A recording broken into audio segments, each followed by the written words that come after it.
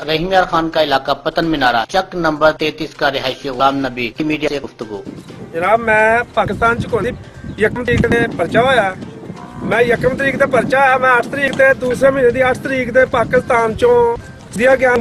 उस तो बाद मेरे बाद 1 ते 28 तरीक से इतने रेट होंगे। आ जा इतने कुलिया बाबा वा ये सुता उन्होंने उठा के उन्होंने खुले खुले मारे आ, धक्के मारे आ, उस कमीज भी पाड़ी आ, फिर उन्होंने कहते दरवाजा खिला घर मेरे कोई नहीं। मेरे बच्चों ने आख्या वो गया सऊदीया च उमरे ते गया वा, इन्होंने बच्चों धक्के मारे। आ देखो इधर शीशे तोड़े आ, शीशे तोड़ के अगला दरवाजा भन्या, दरवाजा भर के मेरे पिटियां के कुंडे पुट्टे गए आ।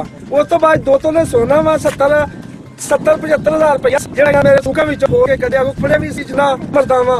आ बाबा जरा ए बाबे नूं पुछो, बाबे सुत्ते उठाएगा यार ना चलो यार तुसी इस तरह करन दे जे ओ इत्थे कोलिया बाहर हो गया या ना कहता तुसी जाके इस तरह करन दे जे यार तुसी मुड़ जाओ। ओ धक्के मारते जे मैनू मैं जान के धक्के मारन दे जे। वसीम ने 7 साल तो इत्थे साडे इलाके विच लुੱਟ मार कोई काम नहीं आ। इत्थे चट्टी दलाली बंदियां नूं घेर घेर के थाने खड़ रहा है, चट्टी दलाली लै रहा है।